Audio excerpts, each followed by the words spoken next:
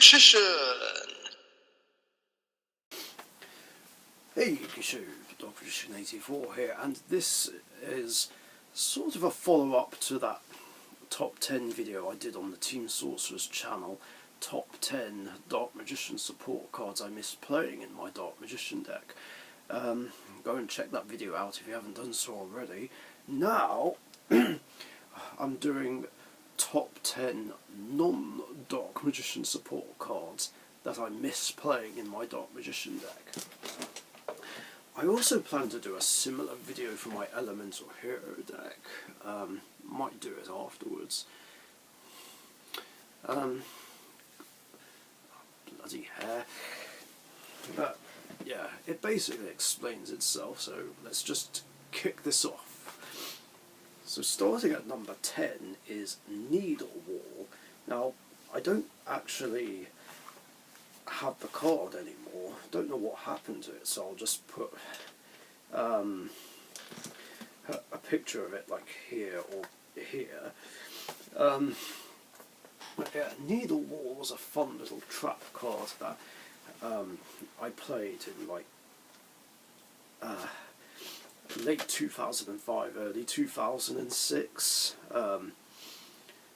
As I thought it would be a cool, fun, spicy tech. For those who don't know what it does, well, it might say on the screen, but it says, once per turn during your standby phase, roll a 6-sided die. Treat your opponent's main monster zone as numbers 1 to 5, counting from your right, and destroy the monster that is in the main monster zone as a result. If the result is 6, roll again. So yeah, it is a gamble, I know, but this is a great way to try and get rid of monsters. In fact, I actually do play this in my Casino Night deck. So technically I do still play it, but obviously I haven't played it in my Dark Magician deck for like 17 or 18 years. But eventually I just needed room for other things, including better cards. I'm trying to think if I put that in as sort of a replacement for Mirror Force. I don't know. Come to think of it, I don't know why I never thought of that when I made my October 2005 format Dark Magician deck. But yeah, that's pretty much all there is to it. Number 9, my favourite winged beast monster, Sacred Phoenix of Nephis. That's the cover card of Flaming Eternity. This isn't the original print though, it is the secret rare printing from the Elemental Energy Special Edition. Now, this saw a lot of competitive play way back in the day, including GOAT format, and has seen play in various competitive decks ever since. It's been seen in the well, I'm pretty sure GOAT Control and Chaos decks definitely played it, but so did anything that ran Horus, because why not, I guess, and Monarchs. And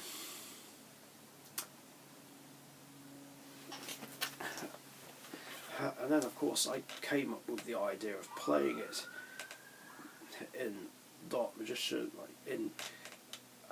like halfway through 2006. I thought, wait a minute, Hand of Nephis is a level 2 spellcaster. Apprentice Magician can special summon it. And I ran things like Gravekeeper's Spy and other cards Apprentice can bring out. Treeborn Frog, Scapegoat. Why not play Sacred Phoenix? So I did, and it actually helped out my deck a lot. Let's get some light in here.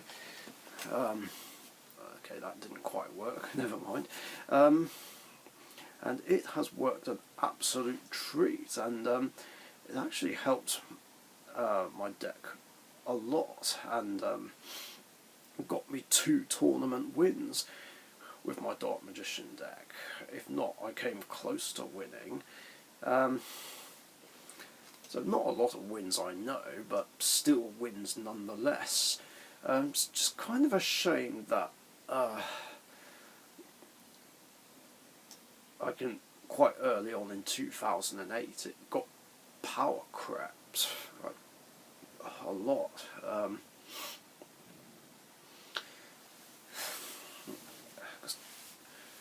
Because Dark Armed Dragon came into the game around about that time, and you wouldn't even need to pop Phoenix with its effect, it could just run over it. Plus there'd be decks that would run Dark Horus, sometimes Rainbow Dark Dragon, although Rainbow Dark Dragon was very difficult to bring out back then. And then of course Synchros came into the game, and they just made a lot of cards really obsolete, including this one, because it was just too easy to bring out monsters that could attack over it and destroy it in battle. And this was also around about that time when I changed to Prismagician. I'm trying to do a video here, Siren! So yeah, it is a shame, especially since it got to a point where I didn't need to run this card, but yeah, I still miss running it, but hey, at least I have my September 2007 Dark Magician deck to still run this in. Number 8, Buster Blader. Now, yeah, I used to run Buster Blader purely because I was running Dark Paladin. You know what, I'm just going to turn my lights on. This is ridiculous. And it's only 3:30 in the afternoon. And yeah, that is an original print. Yeah, a very cool card, classic boss monster. So like I said, I was playing it so I could run Dark Paladin. In fact, Dark Paladin was the first variant of Dark Magician I ever played. So yeah, I needed to run Buster Blader, of course. I mean, I could just use King of the Swamp and Dark Magician to make Dark Paladin, but since Dark Paladin was the focus, I needed Buster Blader. But then, of course, when I stopped playing Dark Paladin, I wasn't really able to play it in anything. Well, except, of course, its own deck, which would come out, like, 11 years later. But then, of course, I rebuilt my Go format Dark Paladin deck and ran this. But even then, I don't play that deck anymore, as it's been retired. But still, it was great fun bringing this card out if I couldn't get Dark Magician out. Which is just as well, because it's statistically better, has slightly more attack, and is great for taking down dragons, which is pretty much the gimmick. Now I'm not playing it in anything, but I do want to try and play it in some form of Legacy Dark Magician deck. I'm still working on that, mainly for Dark Magenuary. I'll see what I can do. Number 7, Magic Cylinder. One of my favourite traps of all time, and one of my love-hate cards. So yeah, it's a lot of fun when I play it myself, but really fucking annoying when it's used against me, especially when I get gamed by it. Then again, I'd rather be done in by Magic Cylinder than Pre-Errata Ring of Destruction. But yeah, Magic Cylinder is just awesome. I would play it in any variant of Dark Magician if I could, plus other decks, but mainly Dark Magician. I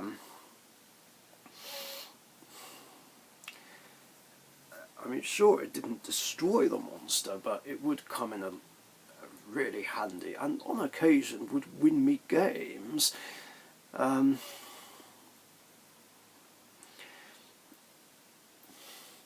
Like sometimes I ran it in later versions, well, before the support came out in Dark Illusion. Yeah, I would try and fit this in if I could. The problem is there's just better battle traps, including Mirror Force, and now there's all these different variants which are just statistically better. Storming, drowning, purely because they do remove the monster from the field. Come to think of it, this would be a great way of holding off a Stardust Dragon, actually.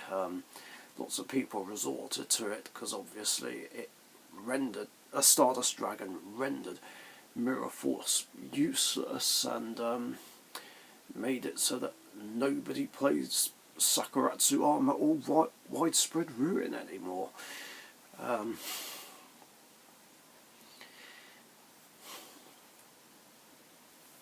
So yeah, it's quite funny actually.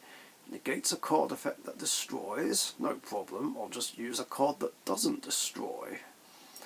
The only downside is that it does target though, and obviously it does nothing against monsters with targeting immunity, or something that negates an effect that targets. Yeah, it is a great card.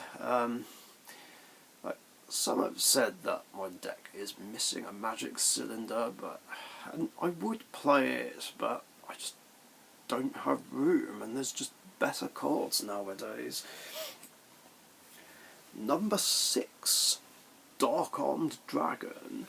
Now this is a card that I didn't actually run in my Dark Magician deck until 2014. Because I needed an extra boss monster to help me out of a tight spot. I mean, it made sense because I play a lot of darks in here, and it's quite easy to bring out. Yeah, there've been times where Dark-Armed Dragon would just really get me out of a jam.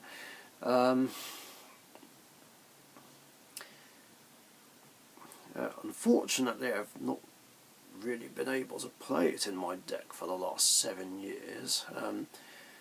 I don't believe I played it in my Pendulum Dark Magician deck, and of course I've not played it since again we got the support from Dark Illusion. Shame really. I have wanted to play this again, but I just didn't have the room.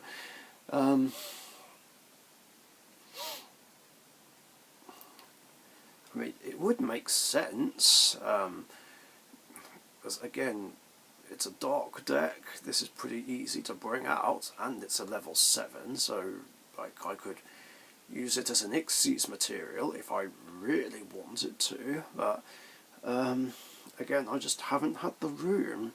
It's just tricky trying to find a good balance between cards that I need in the deck and cards that I want to keep playing. It is a struggle for a Dark Magician player like me. Number 5, Blackluster Soldier, Envoy of the Beginning. A boss monster that's been in some variants of Dark Magician, but not all of them. Yeah, and I started playing it fully, again in 2014, again as a boss monster to top deck into and run alongside Dark-Armed Dragon, and it's something that's very easy to bring out. A lot easier to bring out than Dark-Armed Dragon. Now while I did run a lot of darks, I did run a good balance of light monsters as well to make this worthwhile, and help me deal with various monsters, and sometimes even go for late game if need be. So, yeah, very helpful to get me out of tight spots. But again, just like Dark on Dragon, I didn't play it in my Pendulum Dark Magician deck, and I haven't put it back in since I started playing the support from Dark Illusion. In fact, since then I've not been playing enough light monsters to make it worthwhile. Now there's hardly any really. Just Mahard, Timaeus, Artemis the Majestus Moon Maiden, and that's pretty much it. I would play it in my Dark Magician deck still, but I don't feel confident that I've got enough light monsters to make it worthwhile. If I ran multiple copies of Effect Veiler as well, then I would keep using it, but I just can't see a reason to put it back in my Dark Magician deck. Number 4 is actually a tie between multiple cards, the Spellbook Engine. Now, this has been played in various decks ever since we got Spellbook of Knowledge,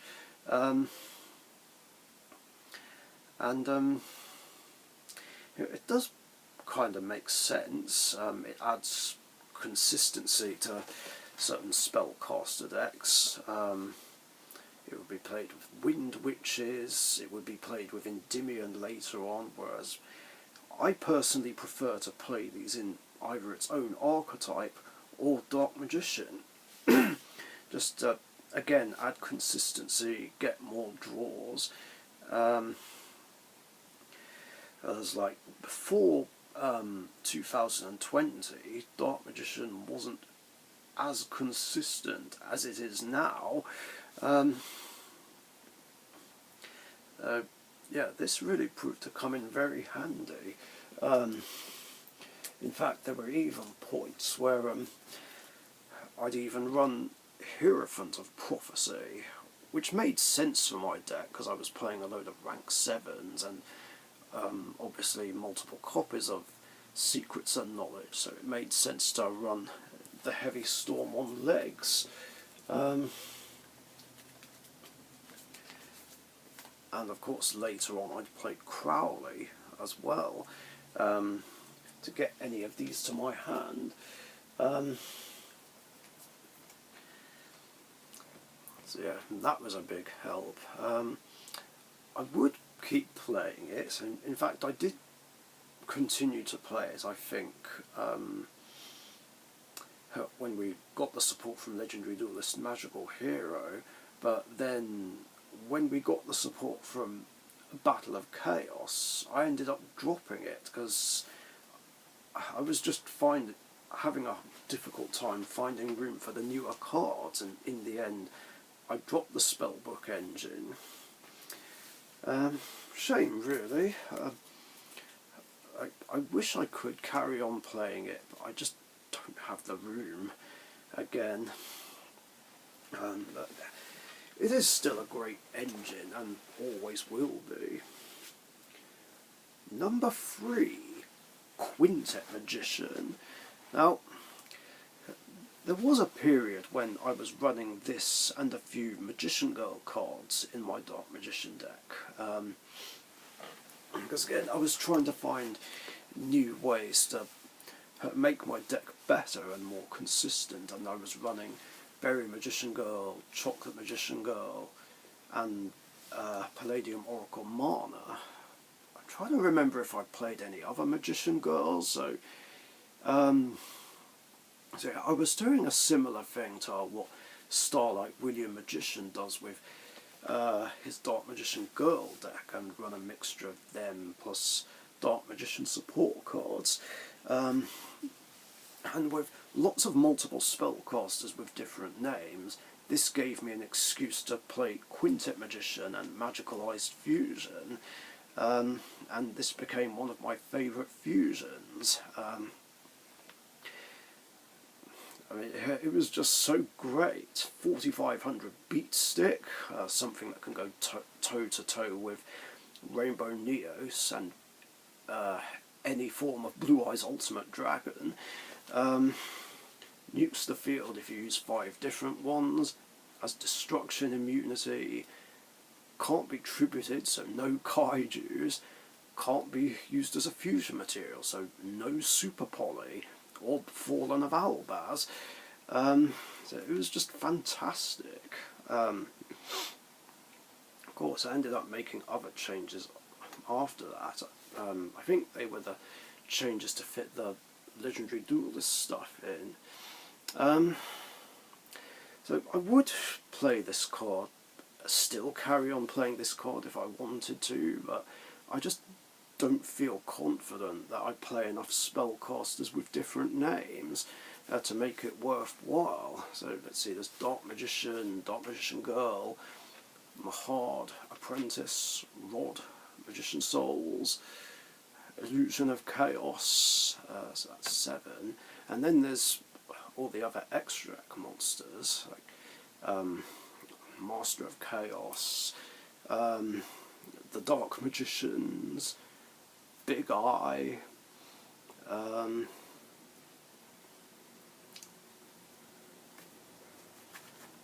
Dark Paladin. I'm trying to think, is Dark the Dark Charmer a spellcaster? I'm pretty sure it is, but I just want to double check real quick. Oh yeah, there's Artemis the Majestus Moon Maiden as well. Oh yeah, Dark is a spellcaster. So yeah, there is that.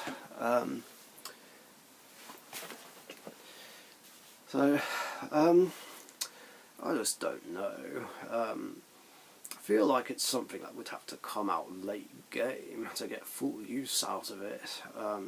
But even by then, it usually gets to a point where I don't really need to bring this out. But I'd still love to if I could. Number 2, Swords of Revealing Light, a classic. I mean, this should be among my top 10 spells, but I didn't put it among the top 10, so this can be an honourable mention, I guess. But I do really miss playing this card, not just in Dark Magician, but other decks. But yeah, it's a classic spell that's been around since the very beginning, and was a staple in everything for a while. Yeah, and who remembers the days when this was limited? It's pretty nuts. Now you can play free.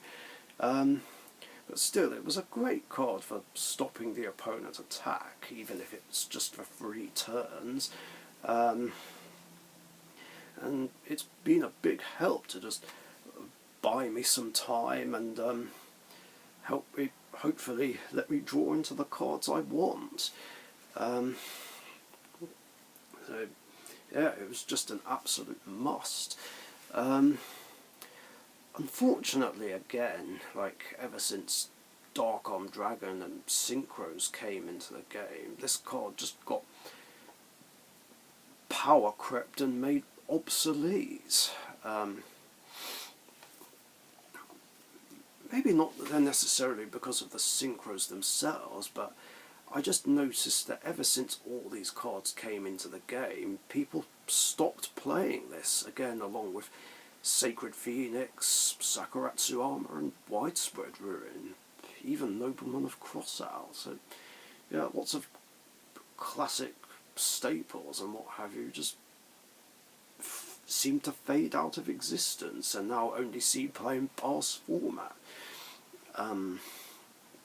games.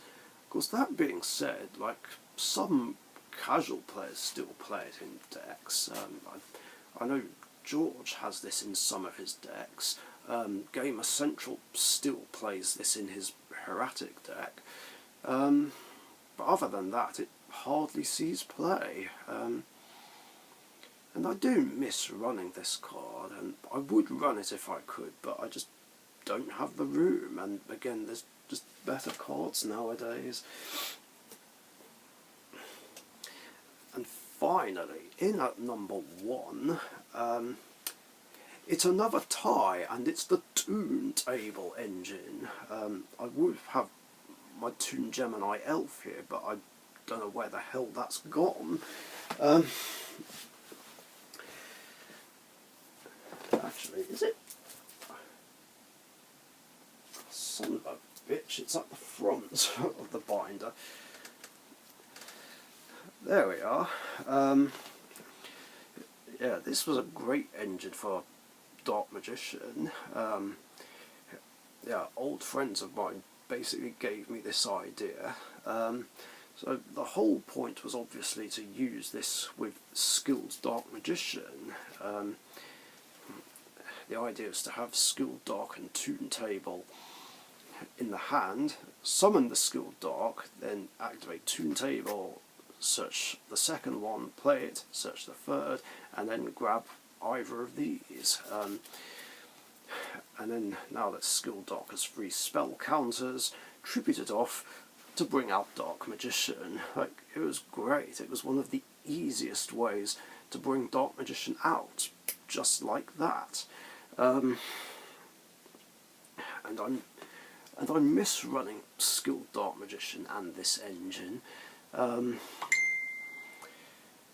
fact, if I was still using it today, I'd also throw in Toon Dark Magician, because why not? And maybe play Allure of Darkness and Magician Navigation again, because funnily enough, Navigation can special summon Toon Dark Magician.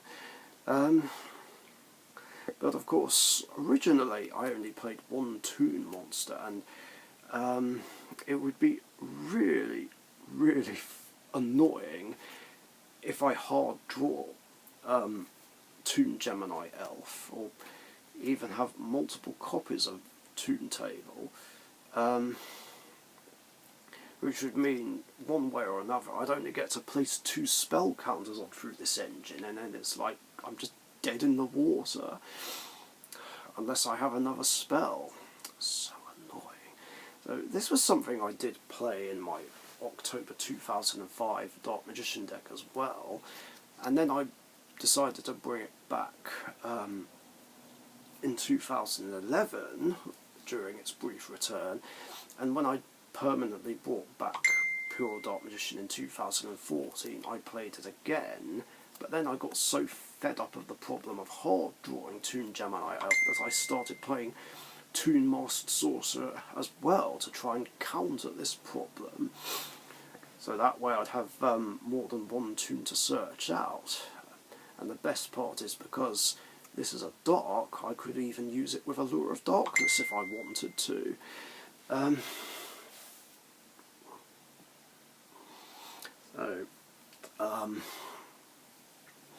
Yeah, it was great. I didn't always get this engine going though, which was unfortunate.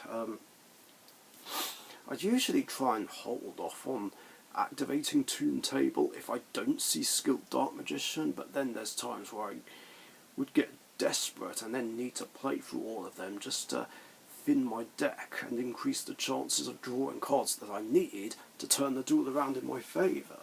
Sometimes that would work out, sometimes it wouldn't, but yeah, I do miss running this engine. And yeah, if I could play as it and Skilled Dark Magician again in my deck, I would, but just don't have the room. So yeah, that is it for this list. Thank you guys for watching, hope you enjoyed. If you did, leave a like and a comment, share and subscribe if you haven't subbed already. I'm almost at 400 subscribers, so come on guys, let's get there. Thanks for watching, stay safe, and I'll see you later. Bye. Thank you very much for watching. Be sure to subscribe to the Dark Magician YouTube channel.